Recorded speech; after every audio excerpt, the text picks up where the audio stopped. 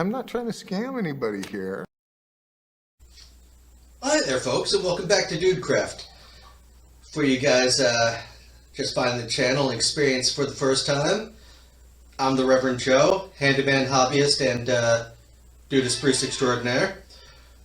Thank you for stopping by. We have a great project in store for you today. It's the most ambitious one I've done yet. Now I know what you're saying for everybody who's been here before. Reverend Joe, Dudism and ambition don't really go hand in hand. But sometimes they do, because when inspiration strikes, you just kind of go with the flow, man. So what we have in store for you today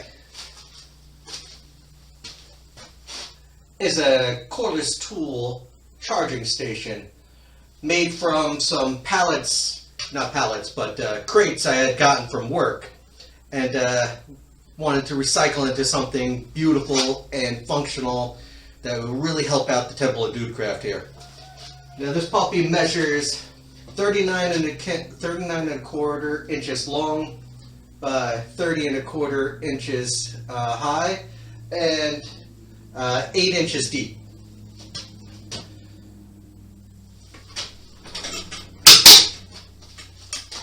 It is powered through a 20 amp 125 volt RV inlet, which feeds into three 20 amp 125 volt GFCI outlets and one 15 amp 125 volt regular outlet.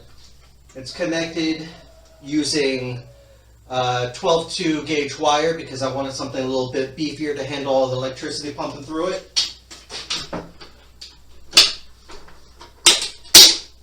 what you do is I have a extension cord pumped up through the rafters, which powers it. So this thing is completely modular. I can move it to anywhere in the shop and power it, which could be really handy when we start expanding down.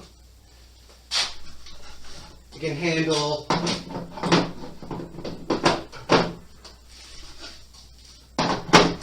all my batteries charging at the same time.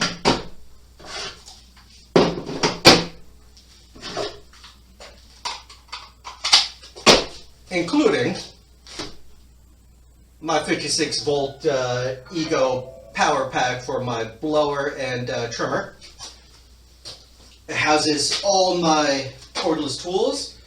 Extra slot left over for my heat gun, because with space you waste not, want not. It's got shelves for bits and bits and bits and bits.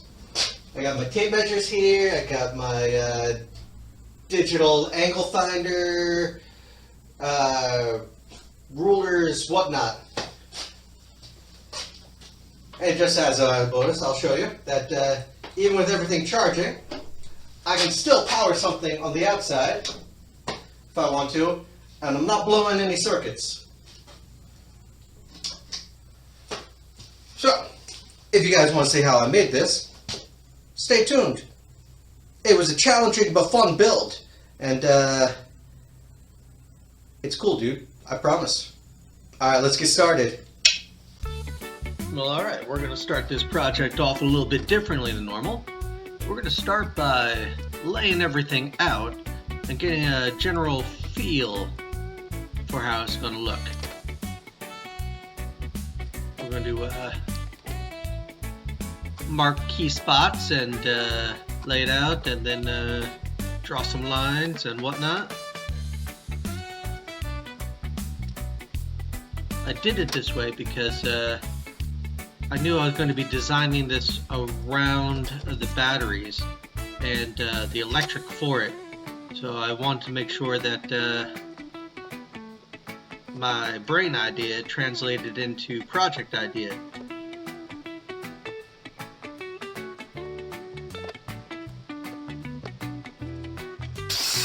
So now we're just going to cut off that piece, and then we're going to go ahead and we're going to drill pilot holes to make attaching the shelves and supports easy peasy lemon squeezy.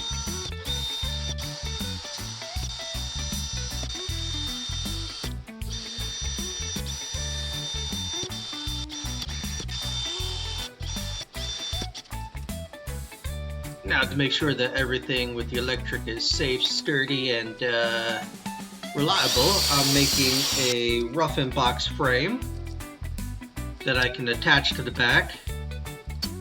That'll be key and useful, but out of the way. We're trying to do this least math as possible, so I'm just laying everything out and tracing it. Because if you can avoid math, avoid math. So again, we're just tracing it out here. Marking key spots where I'm going to cut out.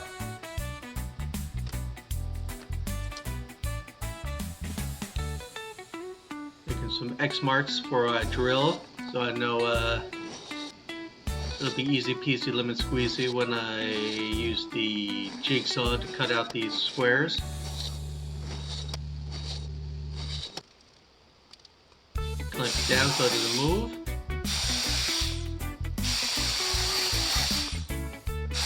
Doesn't get much easier than that, folks.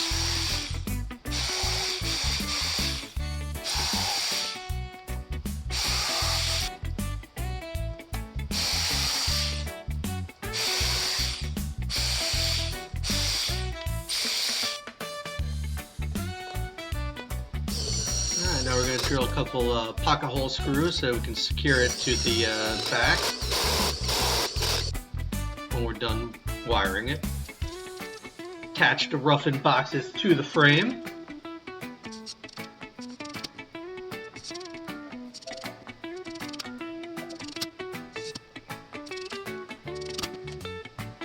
And now we're going to cut the 12-2 wire to length and feed it into the rough-in boxes.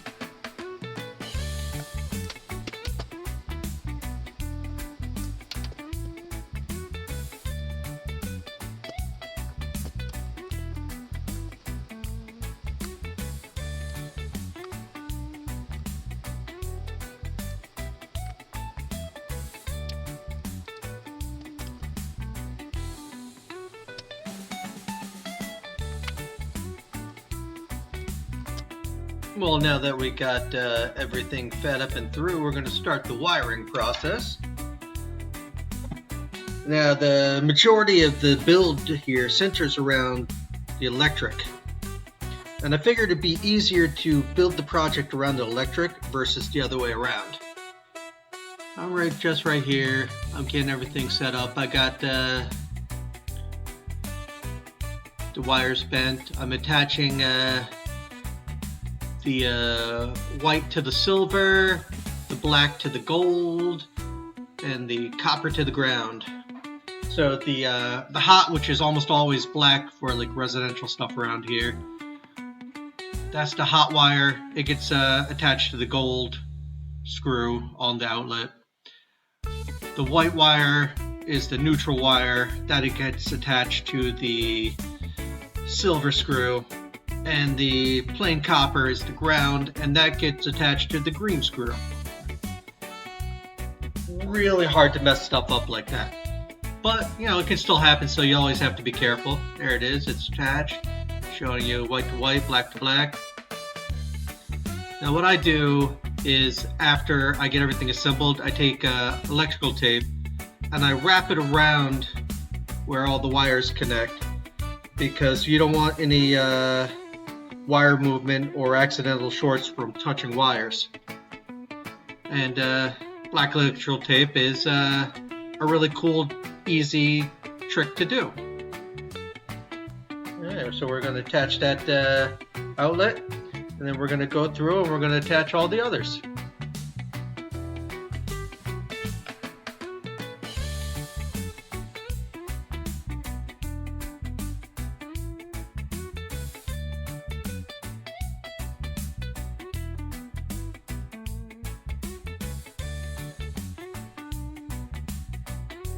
Alright, now that that's all set, we're going to really quickly, we're going to cut the top, bottom, and side. And we're going to go ahead and we're going to drill out the RV inlet hole. We're going to attach the inlet to the top piece. And then we're going to attach the top piece to the back.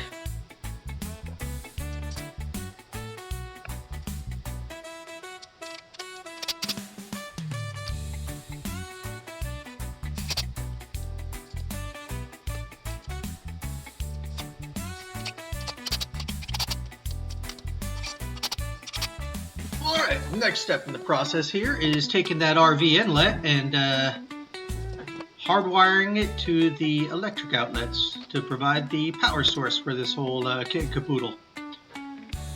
Yeah, it's just like the others, you know, the black hot wire goes to the gold screw, the white neutral wire goes to the silver screw, and the bare copper wire goes to the green screw. It's pretty much a cookie cutter system here. You roll out the dough, you stamp it, and you got repeatable processes. But even with that being said, you guys want to make sure that you're super duper careful and follow safety protocols, because electricity can kill at worst, and at best it can screw you up pretty good.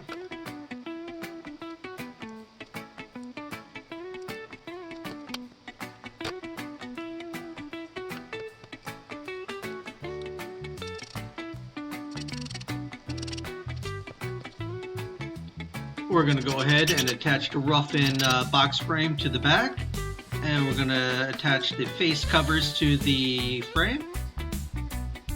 And now we're going to go ahead and we're going to attach the mid-bottom to the back.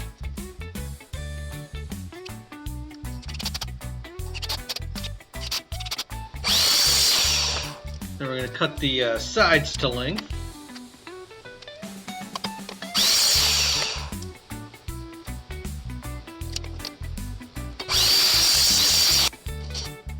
That's done. We're going to go ahead and we're going to drill and cut the cord holders into the interior sides. And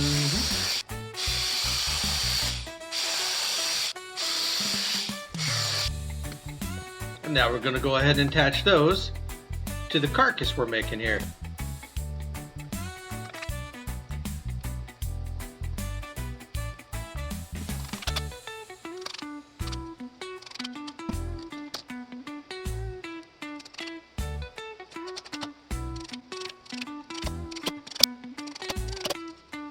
Now we're just going to go ahead and we're going to mark and cut the exterior sides to size.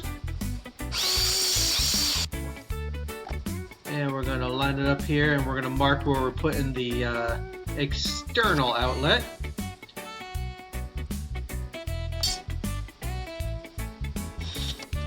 Now we're going to drill some holes so we can cut it out. We're going to cut it out. And now we're going to attach the exterior side.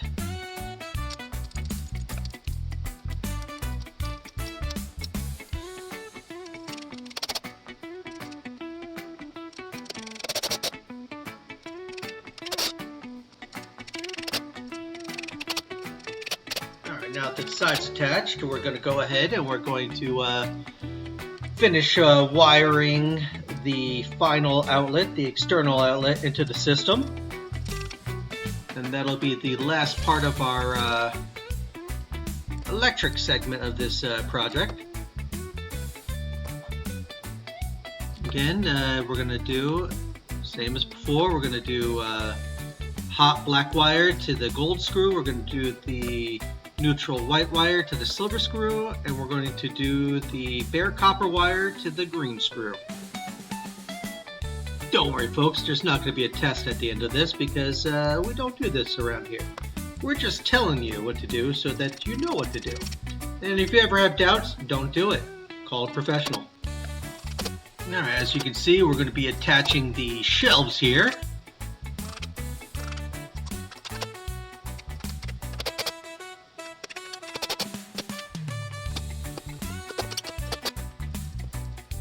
Now we're going to be putting on the final exterior side.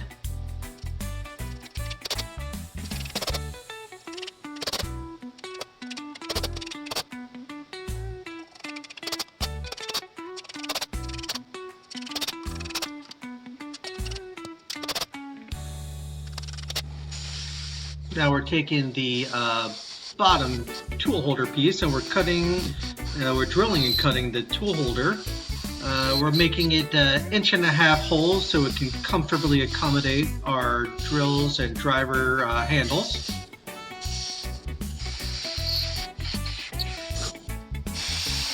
Now that the holes are drilled, we're cutting out the space where the handles slide into.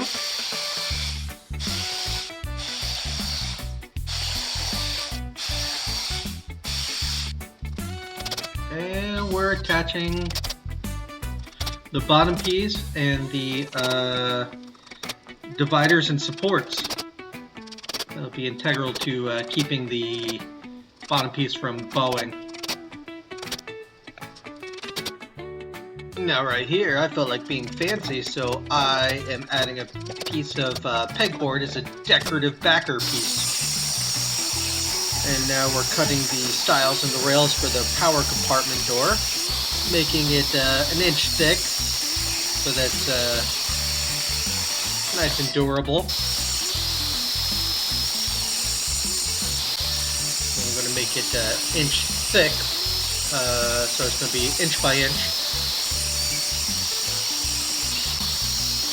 Now here I'm cutting the grooves for the decorative pegboard panel for it. And gonna mark it out here. We're gonna cut it, and I decided to do some picture frame joinery to make it extra fancy. Mrs. Dudecraft approved. She thought it looked nice.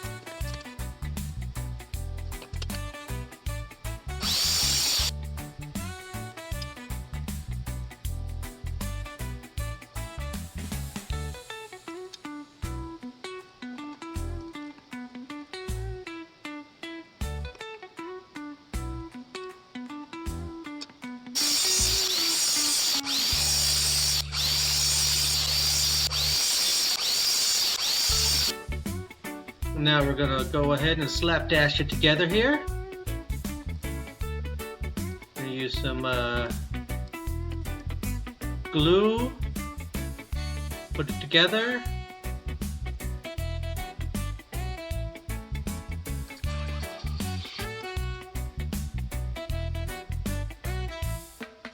And then we're going to use our ratcheting strap to keep everything tight and together while it dries. Here we are, we're taking some salvaged hinges I have, and we're going to attach them to the carcass and the door.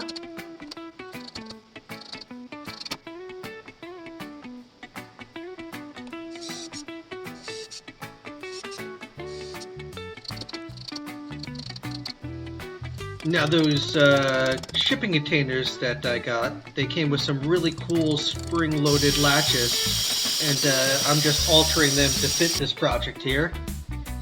And they work really nicely, they're really cool, and I have a bunch left over for other projects, so that's a win.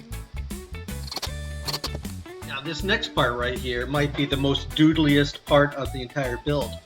They came to me to go ahead and photocopy the basis of my chargers to make it easy and math-free for installation. No measuring, no guessing, just photocopy. Knock the holes where it goes, put in the screws, and slide on the chargers.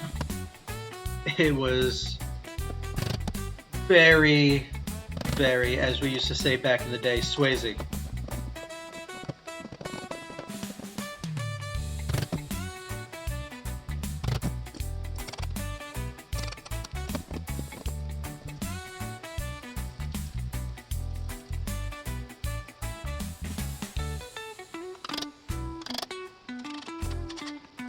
Alrighty, the next step in this process is we're going to go ahead and attach the French cleats, which, amigos, means that we're nearly done here. The cost breakdown for this project is forthcoming, so stick around to find out how much it cost me to make this. And again, thanks for sticking around, thanks for watching, and after we get these French cleats attached, we're going to go ahead and we're going to plug everything in and load up them shelves and present it to you guys. So again, stick around for the cost breakdown. It's forthcoming, and I'll see you on the other side.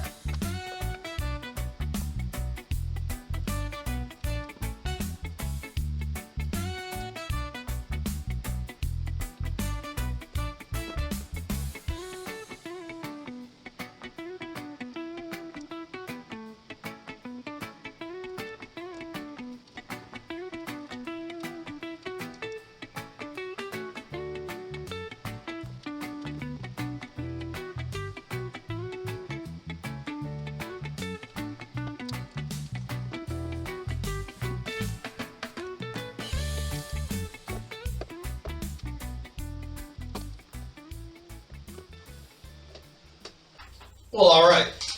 I hope you enjoyed watching that and you got something out of it. Now we're going to get down to the brass tacks. I'm going to tell you exactly how much it cost me to build this puppet.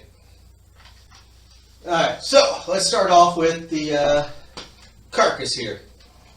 It cost me absolutely nothing for the carcass because, once again, it came from the storage crates, the shipping crates that I had been able to get from work. Also came from one piece of scrap lumber I had lying around and some pegboard that I had gotten from my previous job when we were doing a store remodel. So all that cost me nothing. Now, let's get into what did cost me money. So the 20 volt, 125 amp RV inlet cost me $14 on Amazon. Not bad, it was reasonable. I probably could have gotten it cheaper elsewhere, but you know, stick to what you know sometimes. Alright. The 12-2 gauge wire. Now I got a 10-foot roll for 20 bucks, which is, you know, it's about average for that price. And, you know, I still have like another couple feet left over I can use for another project. The 3 GFCI outlets, which were 20 amp, 125 volt, they cost me 10 bucks each, so that was 30 bucks right there. The single gang rough-in boxes here, I got a 6-pack on Amazon for 22 bucks. I used 4 here. I got 2 left over for another project. It's a win. Alright, the 15 amp, 125 volt outlet that I have for the outward facing receptacle. That's one I had lying around the shop. I found it in a toolbox. I was like, you know, what better time to use it than now? Waste not, want not. So that cost me nothing. But the face cover I got for it cost me 2 bucks. And for the 3 GFCI outlet face covers, that cost me 8 bucks. Now the only other thing I had to buy were these number 6 2-inch drywall screws to put everything together, because the screws I had were either too long or too short. So it forced me to go out and buy something. But now I got a ton of screws left over for another project that I won't have to buy. And those cost me 6 bucks. So if you factor in everything right here, it cost me $102 to make this bad boy, which I could have probably bought off of like a Temu or something like that, something similar to this for half the price, but it wouldn't have been exactly what I wanted, and this is. So, gotta spend a little money to find happiness occasionally. Alright, well, again, I hope you guys learned something. I hope you got something out of this. Most importantly, I hope you enjoyed yourself while you're watching this. And as always, the dude abides, so do I. I'll catch you guys next trip. Peace. Yeah, well, the dude abides.